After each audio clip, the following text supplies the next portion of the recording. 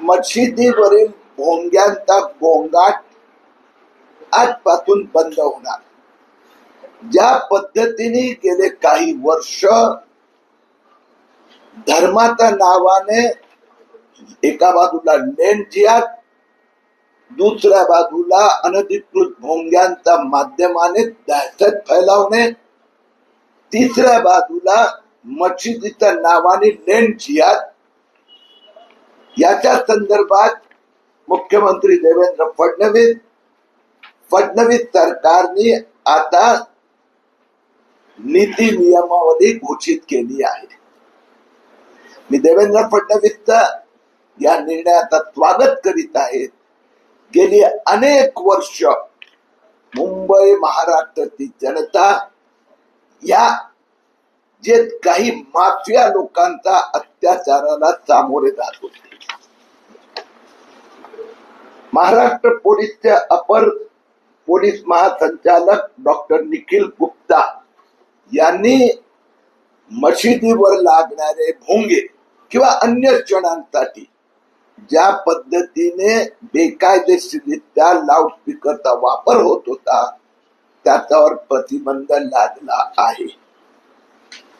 त्यांनी जे नियमावली घोषित केली आहे, गेले 4 महिने मी माझे सहकारी हा विषय सातत्याने गल्लोगल्लीमध्ये जात होतो.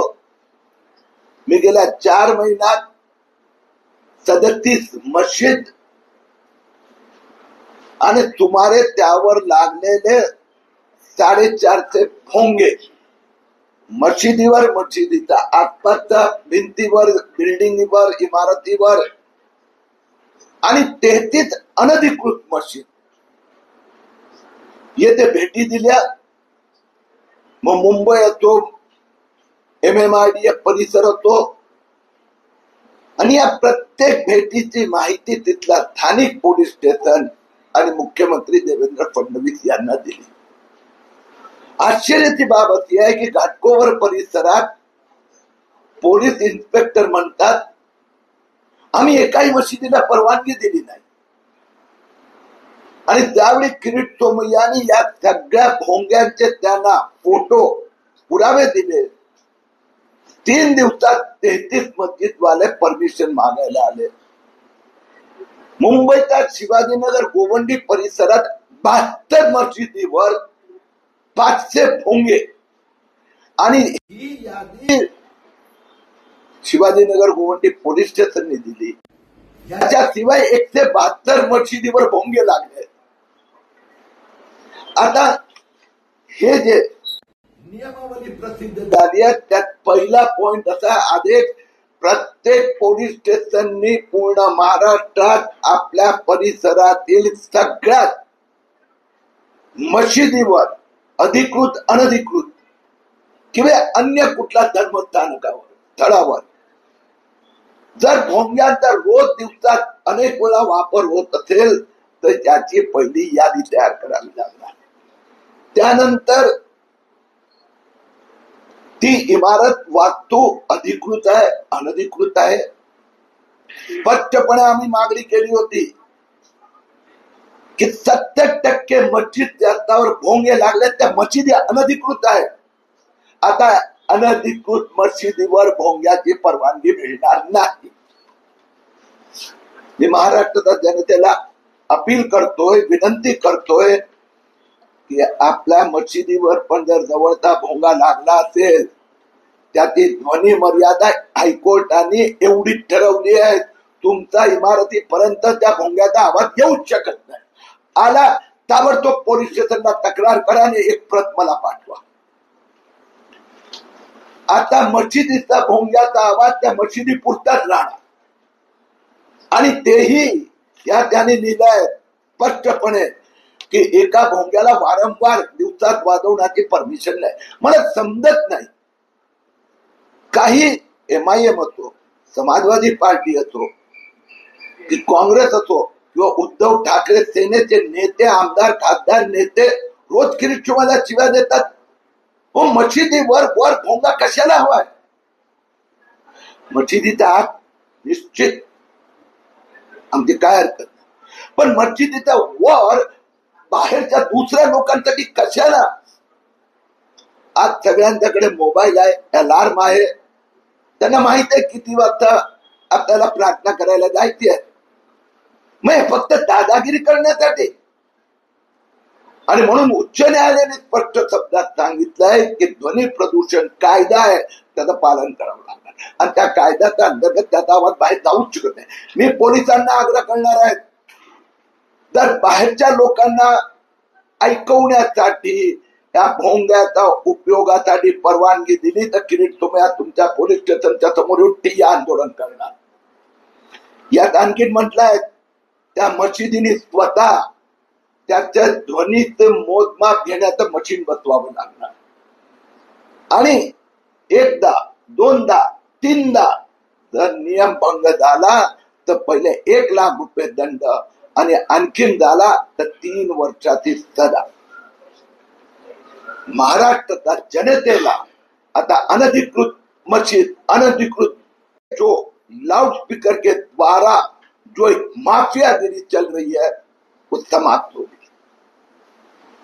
माझा दुसरा पॉइंट पण घेऊ का?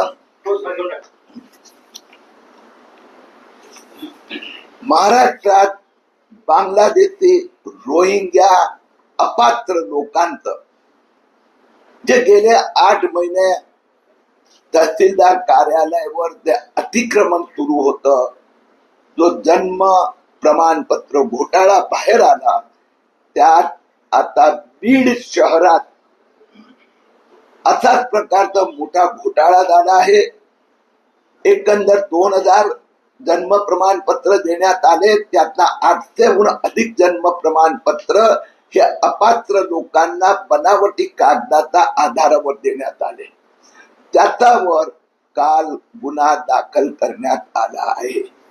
महाराष्ट्रात अकोला, अमरावती, पातूर, अंजनगाव, लातूर, मालेगाव, परभणी, संभाजीनगर, एकंदर जळगाव 18 आणि आता 19 व बीड येथे FIR दाखल करण्यात आले.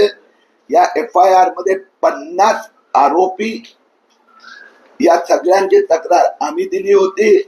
या 50च्या सोबत मी दुसरे 1000 ची यादी दिली आहे.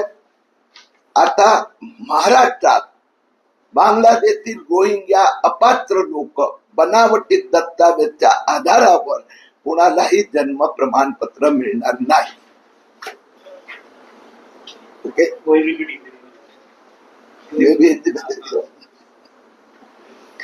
महाराष्ट्र में देवेंद्र फडणवीस सरकार ने जो अपात्र गैर कानूनी पद्धति से बांग्लादेशी रोहिंग्याओं ने जन्म प्रमाण पत्र प्राप्त किए, उसके खिलाफ एक मुहिम छिड़ी है. कल बीड में और एक FIR दर्ज किया गया. यह 19वां FIR है.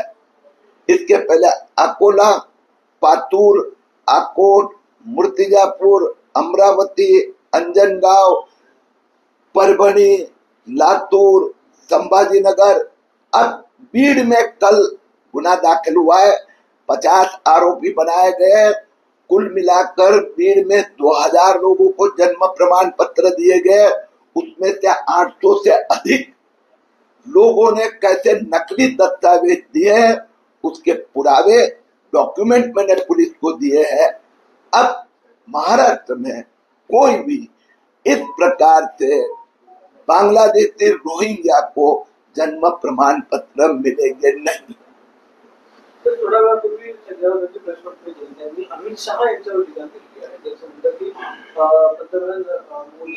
पंतप्रधान नेहरू ज्यावेळी होते त्यावेळी ते प्रतापगडावर चालत गेले होते, पण अमित शहा यांच्याकडे हेलिकॉप्टर आहे, एअरफोर्स, त्यामुळे हेलिकॉप्टरने येणार आणि हेलिकॉप्टरने वरती जाणार. त्यामुळे हा फरक आहे असं म्हणतात. आता असं आहे की संजय राऊतना रोज स्टंट करायचं एक इव्हेंट मॅनेजमेंट शेड्यूल त्यांनी तयार केलेले आहेत. आणि म्हणून आता कदाचित ठीकाकडे आम्ही काही लक्ष देत नाही. आता अनेक असे मंत्री नेते जातात, ते हेलिकॉप्टरने जातात, बाकी सगळं करतात. संजय राऊतना रोज पब्लिसिटी पाहिजे असते, त्यांच्याकडे आता दुर्लक्ष करायला हवं. संजय राऊत कहते हैं कि एकनाथ शिंदे के प्रमुख अमित शाह है, एकनाथ शिंदे अमित शाह को मोटा भाई, एक अपना बड़ा भाई करके देखते होंगे तो ये सबने उसका आदर करना चाहिए। पूरा हिंदुस्तान अमित शाह को मोटा भाई कहता है, तो अगर एकनाथ शिंदे भी कहते हैं, कभी संजय राउत भी कहते थे और कभी संजय राउत के बॉस उद्धव ठाकरे भी यही कहते थे। पक्ष प्रमुख हे अमित शाह आहे, म्हणजे अमित शहाने त्यांचा पक्ष बनवलेला आहे। अभी जनरल ऐसा होता है की आपल्या ही संस्कृती आहे, आपण ज्या व्यक्तीचा आदर करतो, मोठे व्यक्ती असते त्यांना आपण असा प्रकारचा म्हणतो हे आमचे पक्ष प्रमुख आहे, कुटुंब प्रमुख आहे, हे माझे वडिलांच्या जागेवर आहे। आज अमित भाईला पूर्ण हिंदुस्थान मोठा भाई म्हणजे मोठा भाऊ म्हणून संबोधित करतो। त्या भावनेने एकनाथ शिंदेनी जर सांगितलं, आता आपण पण सगळ्यांनी तो आदर स्वीकार केला पाहिजे। आता संजय राऊत बद्दल काय बोलायचं हो, ते आणि उद्धव ठाकरे हे कालपर्यंत अमित भाईना मोठा भाई सांगत होते आणि आदराने बघत होते। सर, एक संजय राउत ने एक और ट्वीट किया है जिसमें काफी रैली निकली, जिसमें तलवार लेके लोगों ने घूम रहे।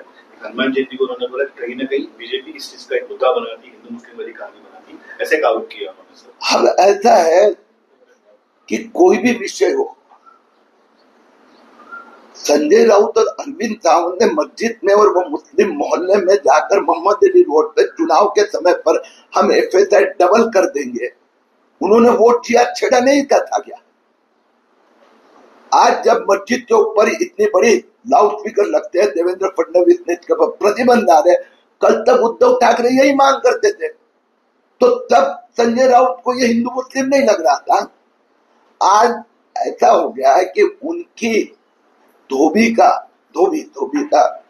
न यहाँ का न वहां का, ऐसी परिस्थिति उद्धव ठाकरे सेना की हो गई है। भगवे वस्त्र परिधान किए थे, हरे कपड़े पहन लिए, अब यहाँ वाले भी मुंह फैला रहे हैं, वहां वाले तो पूछते ही नहीं है। सर, आपण काही अनधिकृत मशिदी आहेत त्यांचा पाठपुरावा देखील केला होता। मधल्या काळात तुम्ही मांडूपमध्ये वगैरे जाऊन अशा मशिदींची पाहणी देखील केली होती। आता नेमकं त्यामध्ये काही कन्फ्युजन? सगळ्या अनधिकृत मशिदी पाडल्या जाणार। मांडूपला पण नोटीस दिली गेली आणि मानखुर्द पण जे मी परवा गेलो होतो त्याला पण नोटीस दिली गेली। मुंबईत एक पण अनधिकृत मस्जिद राहू देणार नाही, त्याचा लाऊड स्पीकर चालणार नाही। ओके, आला ताबडतोब पोलीस स्टेशनला तक्रार करा आणि एक प्रत मला पाठवा। आता मशिदीचा भोंग्याचा आवाज त्या मशिदी पुरताच राहणार आणि तेही या त्याने लिहिलंय स्पष्टपणे की एका भोंग्याला वारंवार दिवसात वाजवण्याची परमिशन नाही। मला समजत नाही, काही MIM असो, समाजवादी पार्टी असो की काँग्रेस असो किंवा उद्धव ठाकरे सेनेचे नेते, आमदार, खासदार नेते रोज किरीटशोभाला शिव्या देतात, हो मशिदीवर वर भोंगा कशाला हवाय? मशिदीचा आत निश्चित आमची काय हरकत नाही, पण मशिदीचा वर बाहेरच्या दुसऱ्या लोकांसाठी कशाला? आज सगळ्यांच्याकडे मोबाईल आहे, अलार्म आहे, त्यांना माहित आहे किती वाजता आपल्याला प्रार्थना करायला जायची आहे। मग फक्त दादागिरी करण्यासाठी, आणि म्हणून उच्च न्यायालयाने स्पष्ट शब्दात सांगितलंय की ध्वनी प्रदूषण कायदा आहे, त्याचं पालन करावं लागणार आणि त्या कायद्याच्या अंतर्गत त्याचा आवाज बाहेर जाऊच शकत नाही। मी पोलिसांना आग्रह करणार आहे, जर बाहेरच्या लोकांना ऐकवण्यासाठी त्या भोंग्याचा उपयोगासाठी परवानगी दिली तर किरीट तुम्ही तुमच्या पोलीस स्टेशनच्या समोर येऊन ठिय्या आंदोलन करणार। यात आणखी म्हटलंय त्या मशिदीने स्वतः त्याच्या ध्वनीचे मोजमाप घेण्याचं मशीन बसवावं लागणार आणि एकदा, दोनदा, तीनदा जर नियम भंग झाला तर पहिले 1 लाख रुपये दंड आणि आणखीन झाला तर 3 वर्षाची सजा। महाराष्ट्राच्या जनतेला आता अनधिकृत मशीद, अनधिकृत भोंगे आणि अनधिकृत गोंगाट पासून आता मुक्त करण्याचं काम जे देवेंद्र फडणवीस सरकार करीत आहेत, मी त्यांना धन्यवाद देतो.